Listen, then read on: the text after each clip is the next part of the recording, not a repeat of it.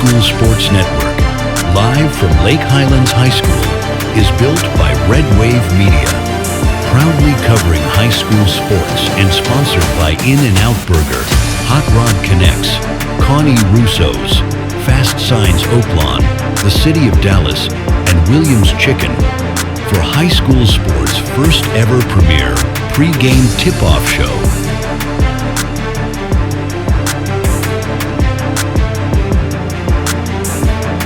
Welcome to the league. Welcome to Wildcat Nation.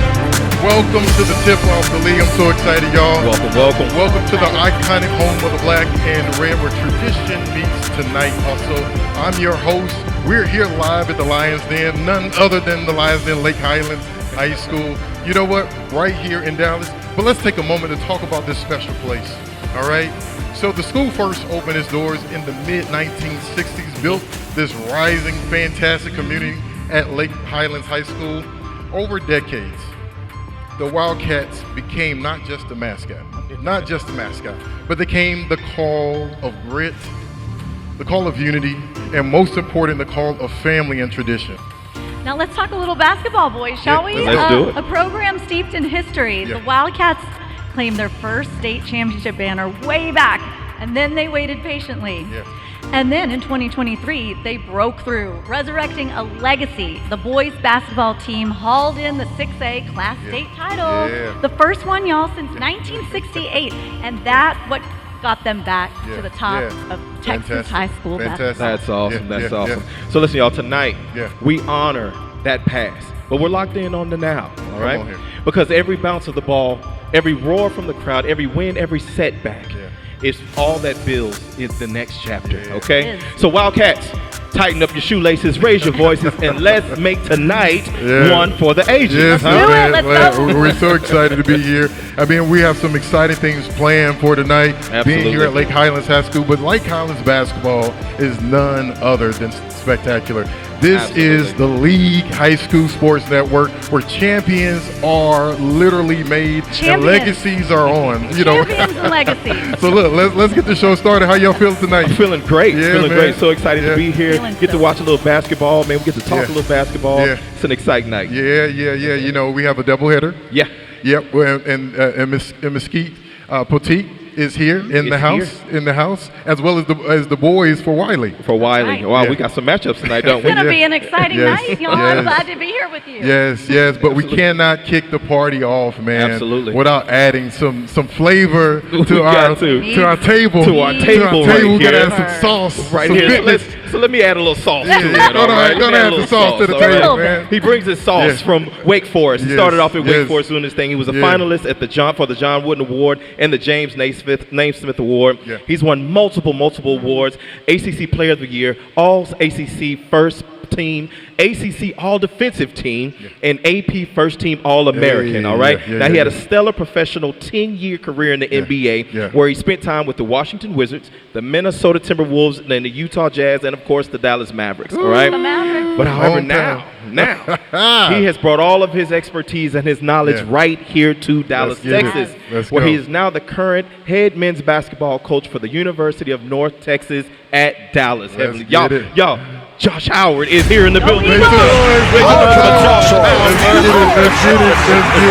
He's in the building. Josh He's is in the here. building. What's up, my guy? What's up, my guy? Welcome to the table, man. What's up? Welcome to the table, my guy. Glad to have you. Hey, thank you. What's up? What's up, man? Yes, How y'all man. doing? We doing all right. How you doing? I can't complain. Glad to have you at the table. Yes, glad to be here. Glad to be here. Hey, you complete us. Thank you. I love it. Thank you. That was so sweet. That was really sweet. Thank you. That was just like Melissa. I'm here for you. Add a little love to the table, man. Add a little love. Man, so we're excited, man. Glad to have you, bro. Glad to have you. You know, all that you've done in the history of the game.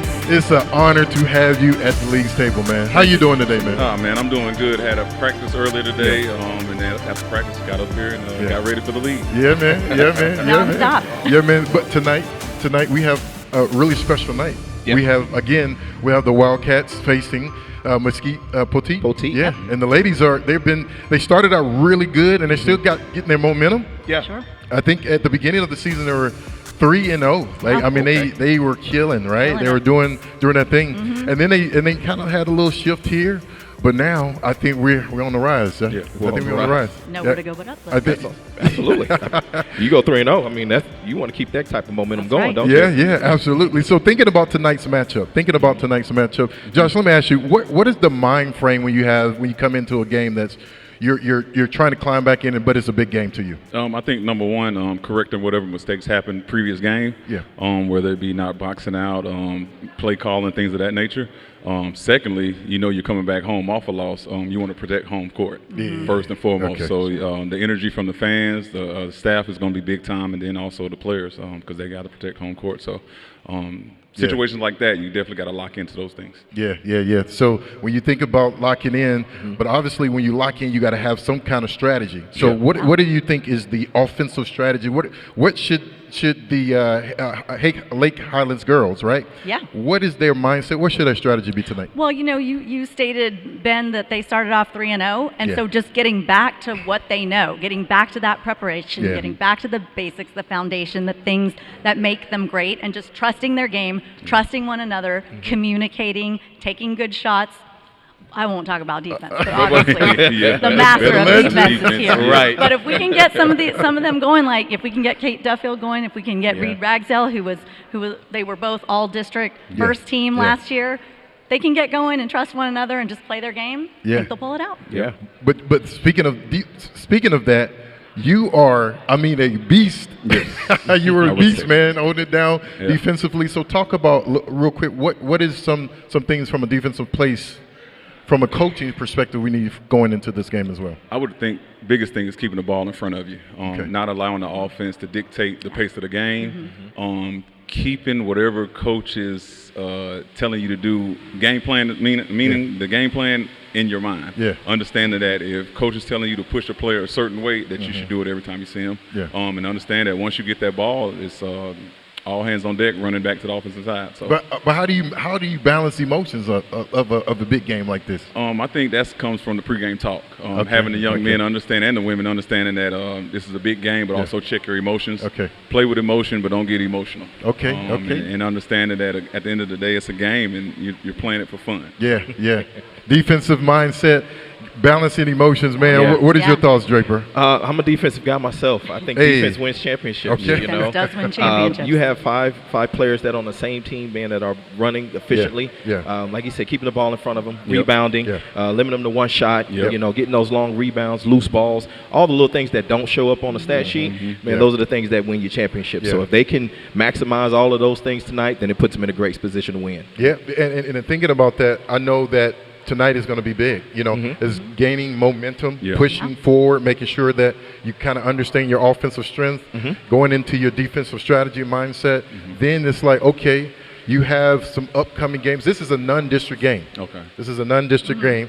However, it's a key game to build momentum. Yep. Yeah. So going into something like trying to build momentum, what are some things from your perspective and from your experience you have done or coached to help build your team's momentum going into the game? The biggest thing for me is doing what works the last game, okay. and seeing if I can force my will on the next team. Force that wheel. Yes. Force your wheel, baby. Recency bias. Yes, and for me, when I coach against other coaches, because there are a lot of great coaches out there, I want them to adjust to my lineup. Yeah. I don't want to be adjusting to their lineup because I feel like you're tipping your hat to them already. So, those situations like that, as a coach, you just always want to try to have one up on the other coach. Okay, one up. Try to.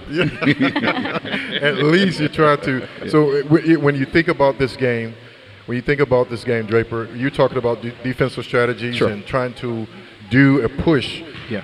And what kind of defensive mindset would you take your position going into this game tonight? I've always been a true fan of man-to-man, right? Okay. Man-to-man with some switching principles. Okay. So, playing hard-nosed man, especially pressure-nosed ball handlers, making everybody uncomfortable. Okay. Especially if they're a shooter, we want to run them off that three-point line. Don't let them get comfortable. Yeah. They always say, don't let a shooter hit one. If he hits one, he has a lot of confidence going forward, and then those drivers, we want to make them have to second guess, if they can get into the lane, man. And one thing that I always used to live by when I was playing and coaching, no paint touches. We don't want those paint touches, man. You get into that paint, man, you get into the teeth of the defense, and now you got options all over the place. So you keep those principles in line, you give yourself a really good chance. Yeah, man. They were I think, yes. So Mesquite Petite, they had a 9-game home winning streak. Wow. So the winning streak just recently broke. Oh, yeah, absolutely. So they're coming off some kind of momentum, but I think Lake Highlands has what it takes to top them tonight. Well, if they know that and they take advantage of that situation, then they could pull out a win for sure. Yeah, every little bit helps to try to get you a win. You know, if you can keep somebody, keep your foot on their neck, if you will, keep them in that loss mentality. You know, again, that's something else that gives you that one up to get a win. Yeah. And they're playing at home. And at home. Yeah, that's true. That's true. But you talked about Kate. You talked about, her performance. What do you think Kate needs to do tonight? Yeah, I mean, I think she's clearly a leader on this team. She's part of the glue, part of the family that holds it together, and she's a senior this year. She's clearly a leader on the team, and if she can just really exercise that leadership, she's going to set the pace. What you talked about, Josh, the emotions. If they see Kate getting emotional and losing that, then the team will follow suit. So she really has a role to keep her emotions in check, not let it control her. She controls the game, the pace, the narrative, and I think the team can follow suit.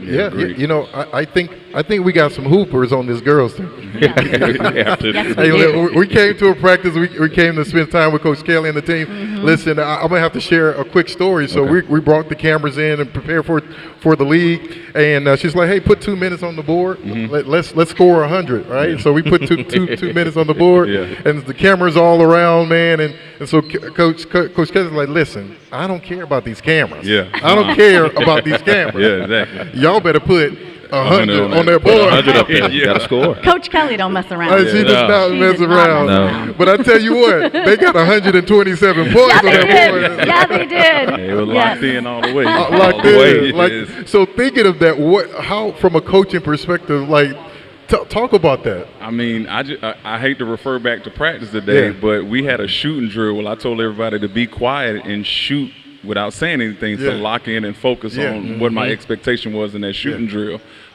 We have to make we have to make 53s in 2 minutes. But it's called one more pass, and where it's 4 guys getting a shot. So for me, I always watch the guys chatter, talk, and all that good stuff, and I relate it to basketball. I say, so when you're shooting jump shots in the game, are you talking? Right. No. Right. Are you talking during the shooting drill? You know what I'm saying? So once I did that to them today, after they made what I wanted them to make, they realized, all right, coach has made a point again about shooting. So it's big, and I think once you get that down and the guys trust you, everything will work out. Yeah, but see, so we're going into tonight with the boys. Yes. Yeah, the boys are coming off. We had one of the key players had an injury, but he's back tonight. He's back. Yep. And so, but we also coming into another strong team with Wiley, the Pirates. So thinking of that game, what does our boys, the Lake Highland boys, what do they need to do to prepare for tonight to make sure they come out with the dub? What do you think, Drake? Now that the player is back, it's again finding that rhythm of what happened when he was there. Finding that rhythm now that he's back in it, getting him back into the swing of everything. The offense, defense, and things of that nature. And if he's your best player, you want to get your best player going. He's the engine for your team, and he gets everything running. So it's getting that momentum back going, getting that rhythm back, and then just getting settled, and then also being at home. What game to be back than to be back at home. And so now we're way to come out strong. You have a strong team coming in, Coach. And with them coming in, you're dealing with injuries for your team. What is the mindset Lake Highlands need to be in coming into a strong team, and then you're rebounding? What's the mindset for them tonight? I would think the biggest thing for the mindset would depending on my role players, understanding that our main guy wasn't available or was just coming back. So that's good. Taking opportunities that you normally wouldn't take to help your star guy come back. And also again. This home court, so I'm always go back to defense and understanding that you got to hold them to one shot and understand that after that, all hands on deck on the offensive end. Yeah, that's really good. That's really good. Awesome. Yeah, so then you think about that coming into a major game like this. I believe that the boys have momentum. Absolutely. Sure. I think they have momentum coming into what's next on the season. So I think it's strong. But thinking about that from a coach's perspective. So, just talk to me about what do you think about coaching and how to kind of build in coaching strategies for tonight? Building in coaching strategies, man, I think culture is a huge deal. Culture is a huge deal for a team, for a coach. It's kind of the rules that are set without being set. My guys know when they hit the floor, what that culture should bring. Hard-nosed defense. Yeah. We're putting up good shots, and we're taking care of the basketball. You know? And those little moments add up to the big moments. Absolutely. Stated in practice, and that mentality just absolutely up those little moments. Got it. Yeah. So speaking of coaches, right? We're sitting here now with an amazing head coach here. Right?